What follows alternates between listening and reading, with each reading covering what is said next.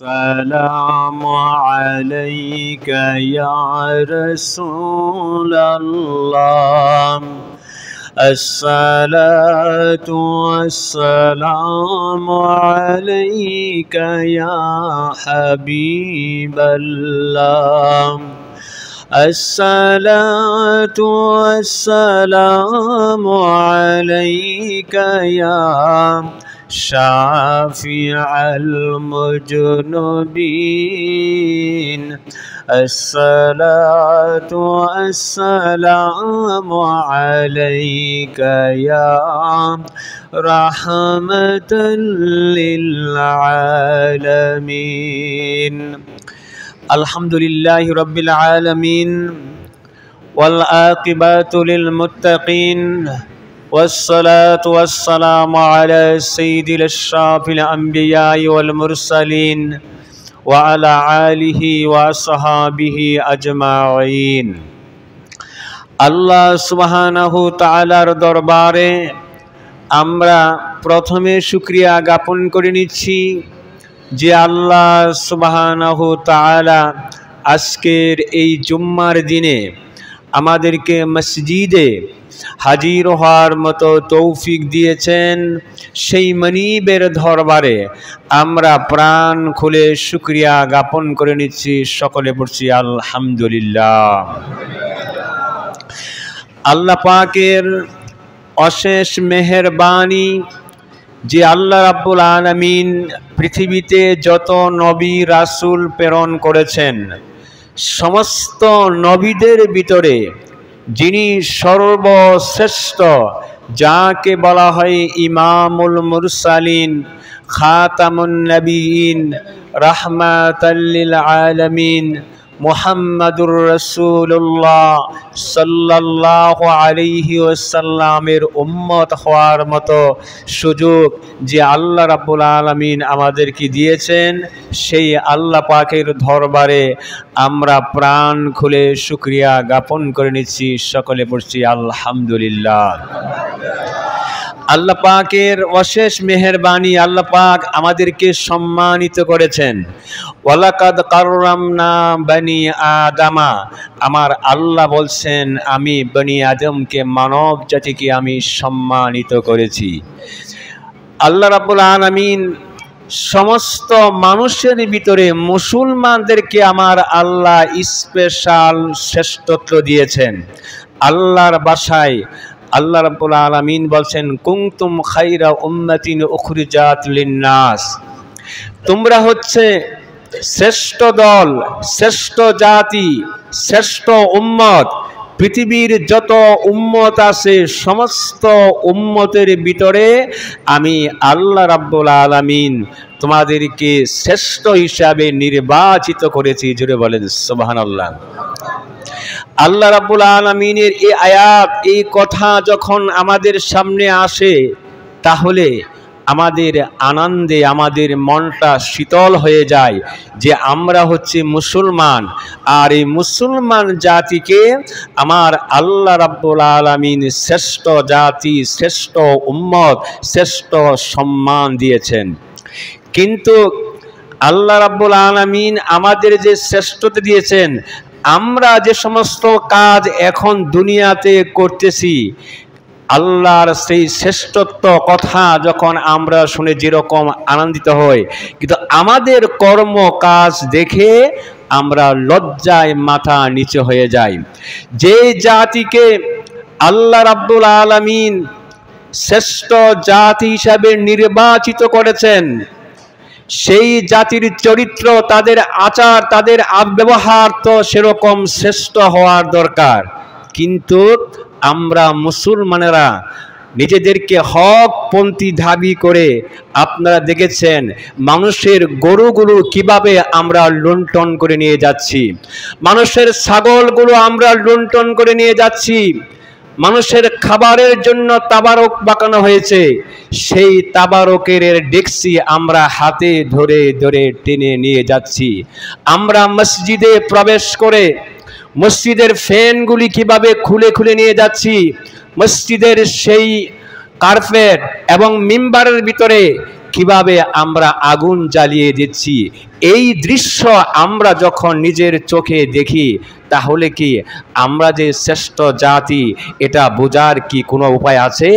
কোনো উপায় নাই। লজ্জায় আমাদের মাথা নিচু হয়ে যায় এই দৃশ্য যখন কোনো মুসলমান করে। আর সেই স্ক্রিনের পর্দায় যখন আমরা এই দৃশ্য দেখি, গরুগুলো কিভাবে রশি ধরে ধরে টেনে নিয়ে যাচ্ছে, ছাগলগুলো কিভাবে নিয়ে যাচ্ছে, খাবারের ডেকচিগুলো কিভাবে নিয়ে যাচ্ছে, আমাদের লজ্জায় মাথা নিচু হয়ে যায়। আজকে যারা মুসলমান দাবি করে এই কাজগুলো যারা করছে, এদের সেই প্রধান গুরু এই ডিকশন তারা কোথায় থেকে পেল? এই কাজটা পৃথিবীতে সর্বপ্রথম করে দিয়েছিল এজিদ।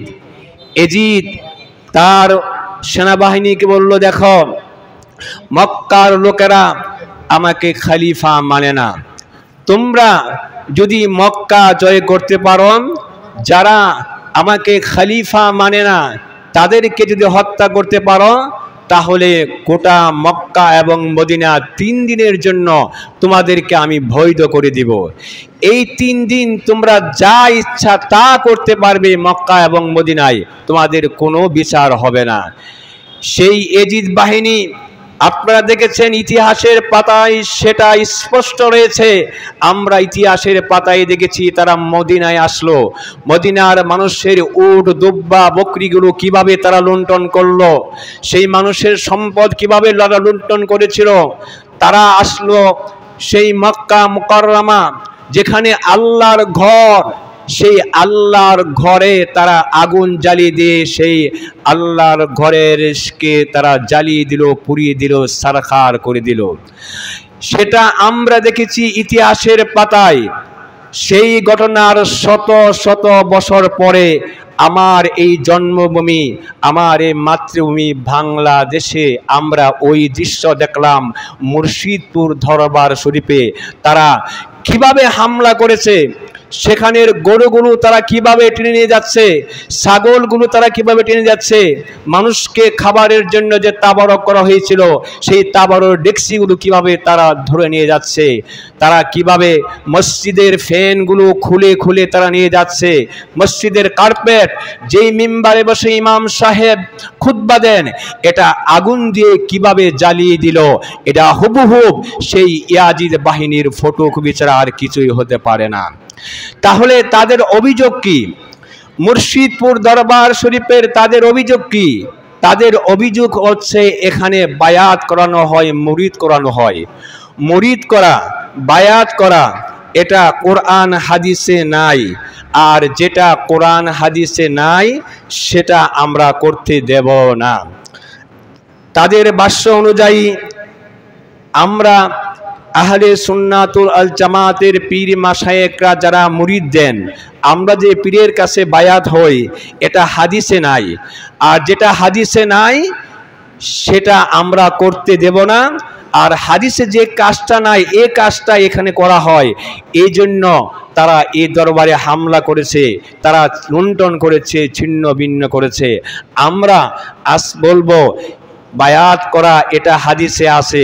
তোমাদের চোখে হচ্ছে সেই ইয়াজিদের চশমা, তোমাদের চোখে আছে আব্দুল ওয়াহাব নজদির চশমা, ওই চশমা দিয়ে তোমরা কখনো বায়াত দেখতে পারবে না। তোমরা যদি মদিনাওয়ালার চশমা তোমাদের চোখে লাগাও অবশ্যই বায়াত আছে এবং হাদিসে তোমরা সেটা পাবে। সেটা আগে পড়েন সুবহানাল্লাহ। কোথায় আছে? আমি আজকে শুধু অনেকগুলো হাদিস আছে বায়াতের উপরে, সবগুলো তো আর উপস্থাপন করতে পারবো না। একটা হাদিস আমি শুধু দেব, যেহেতু আমার আলোচ্য বিষয় আজকে বায়াত নয়। আমার হাতে আছে সহিহ মুসলিম শরীফ। এই মুসলিম শরীফের হাদিস নাম্বার হচ্ছে 5431। এই হাদিসের ভিতরে আমি আগে একটু কোট করি, তারপরে আলোচনা করব। এখানে আসছে এতপর 7 কিংবা 8 বছর বয়সে সে রাসূলুল্লাহ সাল্লাল্লাহু আলাইহি ওয়াসাল্লামের খিদমতে বায়াত হওয়ার জন্য এলো। পিতা জুবায়ের রাদিয়াল্লাহু তাআলা আনহু তাকে তা করার উপদেশ দিয়েছিল। রাসূলুল্লাহ সাল্লাল্লাহু আলাইহি ওয়াসাল্লাম তাকে তার দিকে এগিয়ে আসতে দেখে মৃদু হাসলেন, এরপর তাকে তা বায়াত করে নিলেন। আগে বলেন সুবহানাল্লাহ। তাহলে মুসলিম শরীফের এই হাদিস দিয়ে কি প্রমাণ হয়? তিনি হচ্ছে ইসলামের প্রথম খলিফা, আশারাই মুবাশশারা, যে 10 জনকে আমার প্রাণের নবী জান্নাতি ঘোষণা করেছেন। 1 নম্বরের নাম হচ্ছে হযরতে আবু বকর সিদ্দিক রাদিয়াল্লাহু তাআলা আনহু।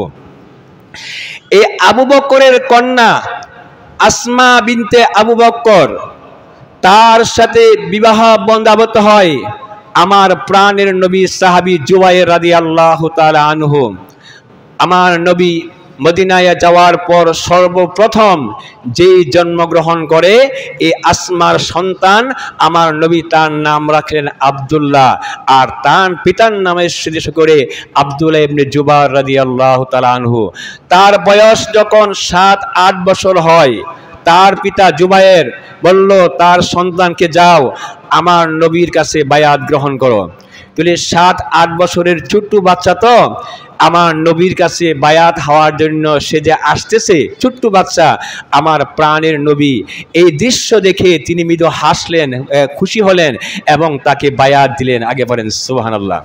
তাহলে বায়াত হওয়া সহিহ মুসলিম শরীফের হাদিস দ্বারা এটা প্রমাণিত।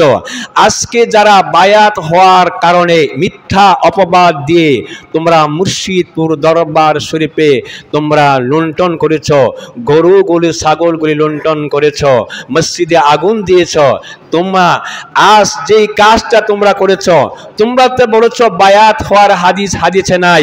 আমরা মুসলিম শরীফের হাদিস থেকে আজকে প্রমাণ দিলাম যে আমার প্রাণের নবী বায়াত করেছেন এবং বায়াত হওয়া সুন্নত, এটা মুসলিম শরীফের হাদিস দ্বারা প্রমাণিত। তোমাদের কাছে এখন আমাদের প্রশ্ন, তোমরা যে এই ছাগলগুলো গরুগুলো লুণ্ঠন করে নিয়েছ, এমন একটা হাদিস আমাদেরকে দাও যে আমার প্রাণের নবী তার গোটা জীবনে কারো একটা বকরি ছাগল একটা পশম জোর করে আমার নবী নিয়েছেন, এরকম কোনো প্রমাণ পৃথিবীর ইতিহাসে আছে? নাই। থাকবে, বরং এর চেয়ে আরো উত্তম আদর্শ আমার নবী দেখিয়েছেন। আমার নবী যেদিন মক্কা থেকে মদিনায় হিজরত করেন, আমার নবীর উপরে কাফেররা কি করেছে ইতিহাসে এটা সবার জানা। এত অত্যাচার করলো, যাদের অত্যাচারে আমার নবী মক্কা ছেড়ে যাচ্ছেন, যাওয়ার সময় আলীকে বললেন, দেখো আলী, এই যে এই অর্থ টাকাগুলো কাফেরদের আমার কাছে আমানত, আমি তো চলে যাচ্ছি, তুমি সকালবেলা ভোর থেকে উঠে এই আমানতগুলো যার যার হাতে পৌঁছে দিবে। জুড়ে বলেন সুবহানাল্লাহ। কেন? আমার নবী ইচ্ছা করলে এই যেহেতু তিনি যাচ্ছেন সবগুলি নিয়ে যেতে পারতেন না? অবশ্যই পারতেন, কিন্তু তা করেন নাই। কারণ আমার নবীকে আমার আল্লাহ বলেছেন, লাকাদ কানা লাকুম ফি রাসূলিহি উসওয়াতুন হাসানা। হে নবী, পৃথিবীর সমস্ত মানুষের জন্য আমি আপনাকে আদর্শ হিসাবে আমি প্রেরণ করেছি। আমার নবী এই আদর্শ দেখিয়েছেন, আর আপনারা কি করেছেন? সেই দরবারের গরু ছাগলগুলো আপনারা লুণ্ঠন করে নিয়েছেন। গরু ছাগল মহিষ এইগুলো খাবার, মানুষের খাদ্য জোর করে লুণ্ঠন করে নেওয়া। আর আমার প্রাণের নবী কি আদর্শ দিয়েছেন? আমার প্রাণের নবী আদর্শ দেখিয়েছেন লুণ্ঠন করা নয়, মানুষকে দেওয়া। সেই আদর্শ আমার প্রাণের নবী শিখিয়েছেন। আগে বলেন সুবহানাল্লাহ। আমরা দরবারে কেন গরু ছাগল দান করি, কেন সদকা করি? কারণ রাসূল আকরাম সাল্লাল্লাহু আলাইহি ওয়াসাল্লাম তিনি নিজে গরু ছাগল বকরি সদকা করেছেন। আমরা তো দরবারে গরু সদকা করি একটা, কিন্তু আমার নবী মানুষের জন্য সদকা করেছেন, এটা তিনি গণনা করেন নাই। গণনা ছাড়া বিনা হিসাবে গরু ছাগল বকরি আমার নবী সদকা করে দিয়েছেন। আগে পড়েন সুবহানাল্লাহ। সেটা প্রমাণ কি? সে হাদিসটা সহিহ মুসলিম শরীফে আমার কাছে আছে। সহিহ মুসলিম শরীফ হাদিস নাম্বার হচ্ছে 5818 না 5814। এই 5000 814 নম্বর হাদিসে আমার প্রাণের নবী বলছেন, আমি একটু পড়ছি, আনাস রাদিয়াল্লাহু তাআলা আনহু থেকে বর্ণিত, তিনি বলেন, এক ব্যক্তি রাসূলুল্লাহ সাল্লাল্লাহু আলাইহি সাল্লামের কাছে এসে দুই পাহাড়ের মধ্যবর্তী ছাগলগুলো হইতে দিতে চাইলেন, তিনি তাকে সবগুলো দিয়ে দিলেন। আগে বলেন সুবহানাল্লাহ। রাসূল আকরাম সাল্লাল্লাহু আলাইহি ওয়াসাল্লামের কাছে এক ব্যক্তি বলল, ইয়া রাসূলুল্লাহ, আমি তো ক্ষতিগ্রস্ত, আমি তো বিপদ, আমাকে কিছু সাহায্য করেন। এখানে আপনার তো অনেকগুলো বকরি আছে, ছাগল আছে, এর থেকে আমাকে কিছু সাহায্য করেন। রাসূল আকরাম সাল্লাল্লাহু আলাইহি সাল্লাম বললেন, দুই পাহাড়ের মাঝখানে যত বকরি ছাগল আছে সবগুলো তুমি নিয়ে যাও। জোরে বলেন সুবহানাল্লাহ। এখানে আমার নবী কি গণনা করে দেখেছেন যে কয়টা ছাগল এখানে আছে? গণনাও করেন নাই। দুই পাহাড়ের মাঝখানে যতগুলো ছাগল আছে, বকরি আছে, সবগুলো আমার প্রাণের নবী সদকা করে তাকে বললেন, সবগুলো তুমি নিয়ে যাও। ওই ব্যক্তি হাঁকিয়ে হাঁকিয়ে ছাগলের এই এক দুই দিন শত শত সেই ছাগল বকরি সে নিয়ে গেল, আমার প্রাণের নবী সদকা করে দিল। এই আদর্শ দেওয়ার আদর্শ আমার নবী শিখিয়েছেন। আর তোমরা নিজেদেরকে সেই নবীর অনুসারী দাবির করে মানুষের গরুগুলো লুণ্ঠন করে নিয়ে যাচ্ছ, ছাগলগুলো লুণ্ঠন করে নিয়ে যাচ্ছ, তাহলে আমার নবীর আদর্শের সাথে তোমাদের আদর্শের কোনো মিল আছে? কোনো মিল নাই। মানুষের খাবারের জন্য তাবারক পাকানো হলো, আর সেই তাবারকের ডেক্সিটা তোমরা আনন্দে চিত্তে তোমরা নিয়ে গেলা। আমার নবী মানুষের খাবার জোর করে লুণ্ঠন করে নেওয়ার আদর্শ কি আমার নবী শিক্ষা দিয়েছেন? রাসূল আকরাম সাল্লাল্লাহু আলাইহি সাল্লাম, বুখারী শরীফের হাদিস, এক সাহাবী বলল, ইয়া রাসূলুল্লাহ, ইসলামের শ্রেষ্ঠতম আমল কোনটি? রাসূল আকরাম সাল্লাল্লাহু আলাইহি সাল্লাম বলেন, আকসিরুস সালাম, তোমরা মানুষকে বেশি বেশি করে সালাম দিবে এবং মানুষকে ইউতাম, খাবার খাওয়াবে। তোমরা চিনো বা না চিনো, পরিচিত অপরিচিত সবাইকে তুমি খাবার খাওয়াবে। চিনা অচেনা সবাইকে সালাম দিবে, আর চেনা অচেনা সবাইকে খাবার খাওয়াবে। এটা হচ্ছে ইসলামের শ্রেষ্ঠ আমল। আপনারা দেখেন, এই যে চীনাদের খাওয়ার জন্য আমরা বিভিন্ন অনুষ্ঠান করে থাকি, বিয়ের অনুষ্ঠান, সেখানে নির্বাচিত লোককে দাওয়াত দেওয়া হয়, তারাই খাবার গ্রহণ করে। আমি যদি আমার বাড়িতে বিয়ের অনুষ্ঠান করি, আপনাকে দাওয়াত না দেই খাওয়ার জন্য, আপনি আমার বাড়িতে আসবেন? কখনো আসবেন না। কিন্তু দেখেন, দরবারে যেই অনুষ্ঠান তাবারক পাকানো হয়, এখানে কিন্তু কোনো পরিচিত প্রয়োজন হয় না, এখানে সবার জন্য উন্মুক্ত। কি বলা হয়, এই দরবারে ওয়াজ মাহফিল জিকির আজকার হবে, আপনারা আসেন। মানুষ দলে দলে আসে, যারা আসে তাকে জিজ্ঞাসা করা হয় না তুমি কি আমার মুরিদ না আরেক মুরিদ, এই কথা জিজ্ঞাসা করে? তা কখনো করে না। যারা আসে সবাইকে এখানে খাবার দেওয়া হয়। এটা হচ্ছে বুখারীর ওই হাদিসের আমল, যেখানে আমার প্রাণের নবী বলেছেন, তুমি চিনো বা না চিনো সবাইকে তুমি খাবার দিবে। আর এই আমলটা পীর মাশায়েখগণ করে থাকেন, যেটা আমার প্রাণের নবী বলেছেন। তোমরা মানুষের খাবার লুণ্ঠন করো, আর আমার নবী কি শিক্ষা দিয়েছেন, তার সাহাবীদেরকে কি শিক্ষা দিয়েছেন? এই মুসলিম শরীফের আরেকটা হাদিসে আসছে যে রাসূল আকরাম সাল্লাল্লাহু আলাইহি ওয়াসাল্লাম যখন এই কথা বললেন, সাহাবারা আনন্দিত হইলেন, কে কাকে খাওয়াবে। একজন মেহমান আসলো মসজিদে নববীতে, আমার প্রাণের নবী বললেন, কে তাকে মেহমানদারি করবে? আজকে তাকে যেই মেহমানদারি করবে, আল্লাহ রাব্বুল আলামিন তাকে বরকত দান করবেন। আগে বলেন সুবহানাল্লাহ। একজন সাহাবী তালহা রাদিয়াল্লাহু ইবনে জুবাইর, তালহা রাদিয়াল্লাহু তিনি দাঁড়িয়ে গেলেন, ইয়া রাসূলুল্লাহ, আমি তাকে মেহমানদারি করব। মেহমানকে বাড়িতে নিয়ে গেলেন, যাওয়ার পরে স্ত্রীকে বললেন, মেহমান নিয়ে আসছি। স্ত্রী বললেন, প্রাণের স্বামী, আপনি মেহমান নিয়ে আসছেন, আমরা কি দিয়ে আপ্যায়ন করব? মাত্র একটা রুটি আছে আর সামান্য জবের, যাকে হালুয়া বলা হয়, এছাড়া আমাদের ঘরে আর কিচ্ছু নাই। সাহেব বললেন, দেখো এই হালুয়া এই রুটিটা মেহমানের সামনে দিয়ে দাও, আমি যখন হালুয়া রুটি দিয়ে আসব তখন তুমি আমার ঘরের বাতিটা নিভিয়ে দিবা, কারণ মেহমান তো খাইবে। আমরা যদি আলো জ্বালানো থাকে আর দেখে আমরা না খেয়ে আসি, তাহলে মেহমান সে খাবার গ্রহণ করবে না, তার মনে কষ্ট হবে। আমি যখন খাবার দিয়ে আসব তুমি বাতিটা নিভিয়ে দেবা, তাহলে মেহমান বুঝবে আমরাও খেয়েছি। এই কাজটাই করলো এই তালহা ইবনে জুবাইর রাদিয়াল্লাহু তাআলা আনহু।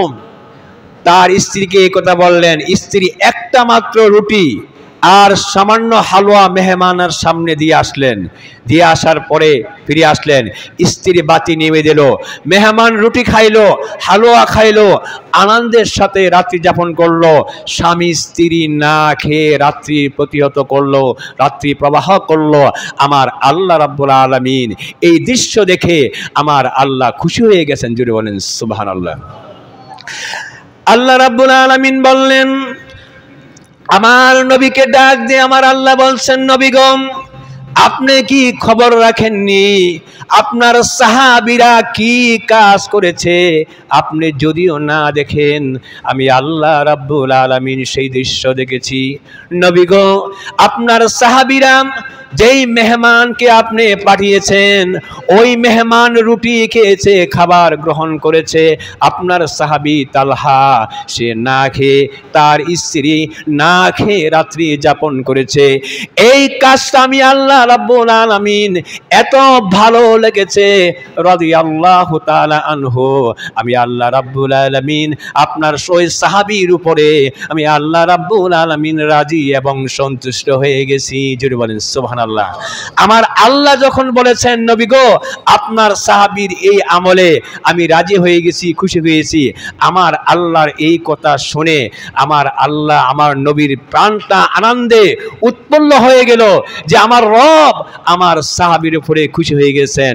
আর আপনারা যারা এই খাবারগুলো, ডেকচিগুলো লুণ্ঠন করে নিয়ে যাচ্ছেন, ওই দৃশ্য যখন আমার আল্লাহ দেখেছে, সেটা আল্লাহ রাব্বুল আলামিন ভালোই জানেন এর যা আল্লাহ রাব্বুল আলামিন কি দিবেন।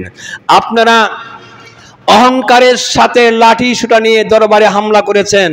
আপনারা মনে করেছেন আমাদের ক্ষমতা, এই দরবার বেদাতির আস্তানা ভেঙে দিলে আমাদের কে কি বলবে, কেউ কিছু বলতে পারবে না।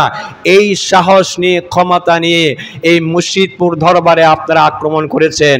এই দরবারের গরু ছাগল লুণ্ঠন করেছেন, খাবারগুলো লুণ্ঠন করেছেন, মসজিদে আগুন দিয়েছেন।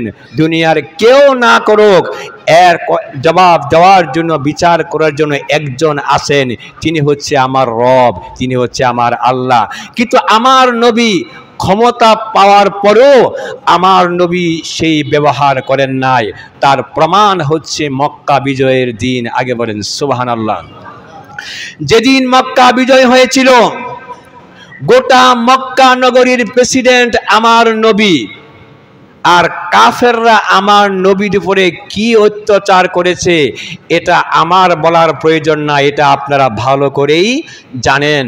আমার নবী যদি ওই দিন চোখে শুধু ইশারা করতেন, গোটা মক্কার কাফেরগুলো কচু কাটার মতো একেবারে ছিন্ন ভিন্ন করতে পারতেন কিনা? এই ক্ষমতা আমার নবীর ছিল কিনা? আমার নবী ইচ্ছে করলে এটা পারতেন। কিন্তু আমার নবীর আদর্শ দেখো। আমার নবী বললেন, সাহাবীরা শোনো, তোমরা সবাই তলোয়ার উন্মুক্ত করে রাখো, সাবধান, আমার পারমিশন ছাড়া কেউ তলোয়ার চালাবে না, আমার অনুমতি ছাড়া একটা গাছের পাতাও ছিঁড়বে না। জোরে বলেন সুবহানাল্লাহ। তোমরা তলোয়ার বের করে রাখো, আমার জন্মভূমি মায়ের ভূমি, আমি একটু ঘুরে দেখে আসি, আর কোরআনের এই আয়াতটা তোমরা একটু পাঠ করো। আমার বললেন, কোরআনের সেই আয়াতটা পাঠ করো, কুল জাআল হাক্কু ওয়া জাহাকাল বাতিলা ইন্নাল বাতিলা কানা জাহুকা। সাহাবীরা কোরআনুল কারীমের আয়াতে কারিমা তেলাওয়াত করতেছেন। আজ মক্কা নগরীর প্রেসিডেন্ট হচ্ছেন আমার নবী। গোটা মক্কা নগরী আমার নবীর হাতের মুঠোতে। এই মক্কার প্রেসিডেন্ট ঘুরে ঘুরে বলতেছেন, সাহাবারা তোমরা কোরআনের আয়াতগুলো তেলাওয়াত করো, আমার জন্মভূমি, আমার মায়ের ভূমি এই মক্কা নগরী আমি একটু ঘুরে ঘুরে আজকে দেখে আসি। আমার নবী মক্কার অলি গলিতে ঘুরে ঘুরে দেখতেছেন এই দৃশ্য। মক্কার কাফেররা ভাবলো আজকে আমাদের উপায় নাই, যে অত্যাচার নির্যাতন আমরা করেছি আজকে কচু কাটার মতো আমাদের শেষ করে দিবে। তারা ঘর বাড়ি ছেড়ে পালাতে লাগলো। কেউ উটের উপরে আহ্বান করবে, কেউ পায়ে পড়ে, যেই যা পারে নিয়ে ভারী ঘর ছেড়ে যেখানে পারে আশ্রয় গ্রহণ করতেছে। এমন সময় আমার নবীর দৃশ্য তাকিয়ে দেখেন, একটা বুড়ি জান নিয়ে চলতে পারে না, তার মাথার উপরে বিটার একটা গাঁটটি, ওই গাঁটটি একবার মাথায় তুলে আবার নিচে নামে, আবার কিছুক্ষণ যায়, আবার বসে পড়ে, আবার ধারায়, আবার মাথার গাঁটটি নিয়ে সামনে চলে। আমার নবীর চোখের দৃশ্য যখন আসলো, এবার বুড়ির কাছে হাজির হয়ে গেলেন। আমার প্রাণের নবী বললেন, বুড়ি এত বড় গাঁটটি নিয়ে কোথায় যাচ্ছ? বুড়ি ডাক দিয়ে বললেন, তুমি কি এই নগরের অধিবাসী নয়? তুমি কি এই এলাকার লোক নয়? তুমি কি জানো না আব্দুল্লাহর পোলা মুহাম্মদ 10,000 সৈন্য নিয়ে মক্কা নগরে আক্রমণ করেছে, গোটা মক্কা নগর দখল করেছে, যারে যেখানে পায়ে কচু কাটার মতো শেষ করে দিয়েছে। তুমি কি এদেশের অধিবাসী নও? তুমি কি জানো না? আমার নবী বললেন যে, বুড়িমা, আব্দুল্লাহর পোলা মুহাম্মদকে তুমি কি জীবনে কোনোদিন দেখেছ? জোরে বলেন সুবহানাল্লাহ। বুড়ি কই, হের চেহারা আমি দেখব? গোটা মক্কা নগর দখল করে নিয়েছে, তার বয়ে হাজার হাজার লোক বাড়িঘর ছেড়ে পালাইতেছে, আমিও পালাইতেছি, হের চেহারা আমি দেখব? আমার প্রাণের নবী বললে, বুড়ি তুমি কোথায় যাবে? আমি ওই পাহাড়ে আশ্রয় নেওয়ার জন্য যাব মুহাম্মদের ভয়ে। আমার নবী বললেন, বুড়ি তোমার তো এই গাঁটটি বহন করা কষ্ট হচ্ছে, এটা আমার কাছে দাও, আমি মাথায় করে তোমার গাঁটটি পাহাড়ে পৌঁছে দেই। জুড়ে বলেন সুবহানাল্লাহ। বুড়ি বলল, আমার কাছে তো দিরহাম নাই, টাকা নাই, তুমি আমার গাঁটটি নিবে, আমি টাকা পয়সা দিবাবে কিভাবে? কোত্থেকে তোমাকে আমি টাকা দিব? আমার প্রাণের নবী বললেন, বুড়ি 1 দিরহামও আমাকে দিতে হবে না, বিনা টাকায় তোমার এই কাঠুরি আমি পাহাড় পর্যন্ত পৌঁছে দিব। জুড়ে বলেন সুবহানাল্লাহ। এবার দেখুন, বিশ্ব নবী, মদিনার প্রেসিডেন্ট আমার নবী, ওই নবীর মাথায় সাধারণ একটা বুড়ির গাঁটটি হচ্ছে আমার নবীর মাথায়। বুড়ি আগে আগে যায় আর আমার নবী হচ্ছে পিছনে পিছনে। আস্তে আস্তে পাহাড়ের গুহায় যায়া বুড়ি ডাক দিল, কে আছো পাহাড়ের গুহায়? আসো, আমি আব্দুল্লাহর পোলা মুহাম্মদের ভয়ে এই পাহাড়ের গুহার ভিতরে আশ্রয় নেওয়ার জন্য এসেছি। বুড়ির আওয়াজ শুনে পাহাড়ের গুহা থেকে একজন বের হয়ে দেখে, যেই মুহাম্মদের ভয়ে পাহাড়ের গুহায় আশ্রয় দিলাম, ওই মুহাম্মদের মাথায় হচ্ছে গাঁটুরি, আর বুড়ি তার পাশে দাঁড়িয়ে আছে। জুড়ে বলেন সুবহানাল্লাহ। ওই ব্যক্তি ডাক দিয়ে বললে, বুড়ি কি করলি? বুড়ি গো, যেই মুহাম্মদের ভয়ে ভারী গড় ছেড়ে পাহাড়ের গুহার ভিতরে আশ্রয় নিলাম, আর ওই মুহাম্মদের মাথায় কাঠুরি দিয়া, তোমার গাঁটটি দিয়া তুমি কোন সাহসে পাহাড়ের গুহায় তুমি হাজির হয়ে গেছো? জুড়ে বলেন সুবহানাল্লাহ। এবার বুড়ি চোখের পানি ফেলে দিলাম, একবার আমার নবীর দিকে তাকাই, আরেকবার পাহাড়ের গুহার দিকে তাকাই, আর বুড়ি ডাক দিয়ে বলতেছে, কে আছো পাহাড়ের ভিতরে? আয়, বেরিয়ে আয়। এই যদি সত্যিকার আব্দুল্লাহর পোলা মুহাম্মদ হয়ে থাকে, এই মানুষ কোনোদিন মানুষ মারতে পারে না। আমার নবীর কাছে পানির ছেড়ে দিয়ে বুড়ি বলতেছে, হ্যাঁ মুহাম্মদ, আগে কেন তোমার পরিচয় দাও নাই? তুমি যদি তোমার পরিচয় দিতে আমি কি এই বেয়াদবি করতাম?